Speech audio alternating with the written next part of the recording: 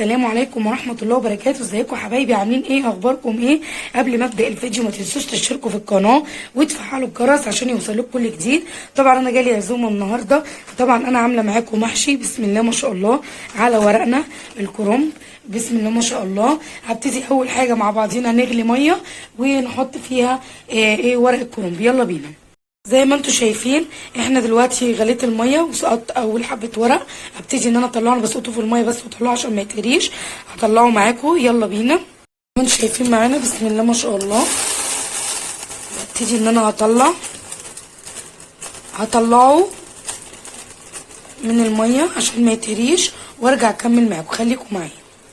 شايفين معايا حبايب قلبي انا خلاص خلصت اهون. بقطع معايا الورق وزي ما انتم شايفين انا طلعت اهون، ومعايا خلاص اخر حاجه اهو على النار هطلعها وهبتدي اقطع معاكم عشان نعمل معاكم التسبيكه. يلا بينا. شايفين معايا حبايب قلبي خلاص انا حطيت الحله بتاعتي في نفس الحله اللي انا عملت فيها سلقه الكرنبايه. ببتدي معاكم ان انا حطيتها على النار، بحط معاكم كوبايه زيت. تمام.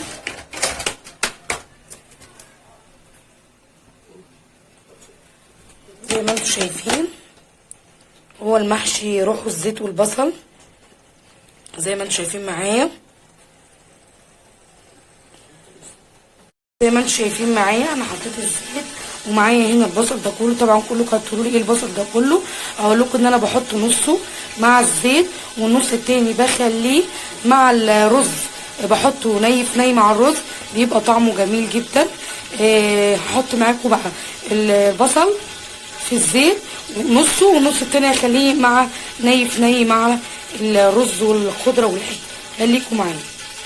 زي ما انتم شايفين معايا حبايب قلبي اهو انا حطيت البصله. زي ما انتم شايفين انا هروح اضرب بقى الطماطم وعقبال ما البصله تدبل معانا شويه كده وارجع معاكم تاني. خليكم معايا. شايفين معانا حبايب قلبي البصلايه دبلت، احنا كده بنخدع. فبننزل بقى الطماطم. طبعا ما تنسوش في كل صلصه طماطم بنحط معلقه سكر عشان الحموضه. هروح اكمل باقي الطماطم واحطها على البصله واسيبها تتسبك معاكم وارجع معاكم تاني. خليكم معايا. زي ما انتم شايفين معايا حبايب قلبي ودي معانا معلقه سكر عشان الحموضه،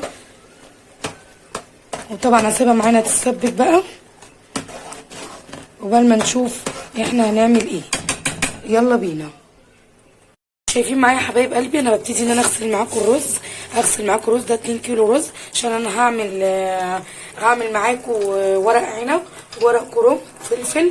وابتديت ان انا انقع الفراخ البانيه ومعايا طبعا التتبيله اللي انا عاملاها بتاعت المره اللي فاتت اللي قلت لكم عليها. هروح بقى معاكم واكمل اغسل الرز والخضره وارجع معاكم تاني. يلا بينا. شايفين معايا حبايب قلبي انا خلاص غسلت الرز وحطيته في البوله بتاعتي اللي انا هحشي منها واحط الخلطات مع بعض. هبتدي احط الخضره اغسلها معاكم. يلا بينا. شايفين معايا حبايب قلبي انا حطيت الخلطه والرز والخضره بس طبعا الطبق مش مكفي، انا هنقله في طبق تاني وهرجع معاكم. خليكم معايا.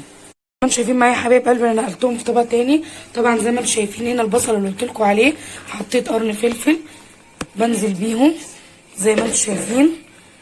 ومعانا هنا التوابل اللي قلت لكم عليها، بهارات شويه كزبره صغيرين وملح فلفل اسمر وشويه كمون وشويه ملح. وهبتدي انزل بالتوابل معاكم هنا. هنزل بقى معاكم بالصلصه ونرجع نقلب مع بعضينا الخلطه بتاعتنا. خليكم معايا.